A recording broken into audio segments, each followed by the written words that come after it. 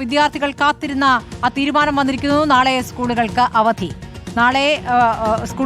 ഇന്നിപ്പോൾ ലോക football final കണ്ട വിദ്യാർത്ഥികൾക്ക് ഉറക്കം വരും. ഉറങ്ങാനുള്ള ദിവസമായി നാളെ തീരുമാനിച്ചിരിക്കുന്നു. വലിയ ആവശ്യം പലയിടത്തുനിന്നായി വരികയായിരുന്നു. വിദ്യാർത്ഥികളുടെ പ്രതികരണം നമ്മൾ അല്പം മുമ്പ് കണ്ടതാണ്. കെ സജീഷ് വിവരങ്ങളുമായി. സജീഷ്, അങ്ങനെ വിദ്യാർത്ഥികളുടെ ആവശ്യം വിദ്യാഭ്യാസ മന്ത്രി കേട്ടിരിക്കുന്നു അല്ലേ?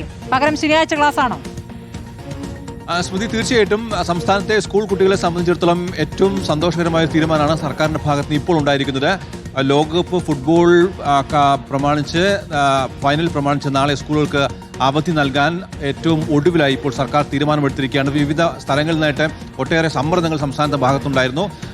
മുൻ വിദ്യാഭ്യാസ മന്ത്രി വി ശിവൻകുട്ടി അടക്കമുള്ള ആളുകൾ പറഞ്ഞിരുന്നു. അതായത് ലോകകപ്പ് ഫുട്ബോളിന്റെ ഫൈനൽ നാളെ പുലർച്ചെയാണ് നടക്കുന്നത്. 12:30 തുടങ്ങിയ മത്സരം അവസാനിക്കുക ഏതാണ്ട് 2:30-3 മണിയാവും. തുടർന്ന് അത് കണ്ട് ഉറക്കമൊഴിയുന്ന കുട്ടികൾക്ക് പിറ്റേന്ന്, അതായത് നാളെ സ്കൂളിലേക്ക് എത്താൻ കഴിയില്ല എന്ന വാദമാണ് ശിവൻകുട്ടി അടക്കമുള്ള ആളുകൾ ഉയർത്തിയത്. ഒട്ടേറെ സ്കൂളുകളിൽ നിന്ന് ഇതേ സമ്മർദ്ദം വിദ്യാഭ്യാസ വകുപ്പിന്റെ ഭാഗത്തുണ്ടായിരുന്നു. യൂത്ത് കോൺഗ്രസിന്റെ ചില ഘടകങ്ങളും ഇതേ ആവശ്യം ഉന്നയിച്ച് വിദ്യാഭ്യാസ വകുപ്പിന് നിവേദനം നൽകുകയും ചെയ്യുന്നു. ഇതിന്റെ കൂടി പശ്ചാത്തലത്തിലാണ് ഇപ്പോൾ നിർണായകമായ ഒരു തീരുമാനം വിദ്യാഭ്യാസ വകുപ്പിന്റെ ഭാഗത്തുണ്ടായിരിക്കുന്നത്.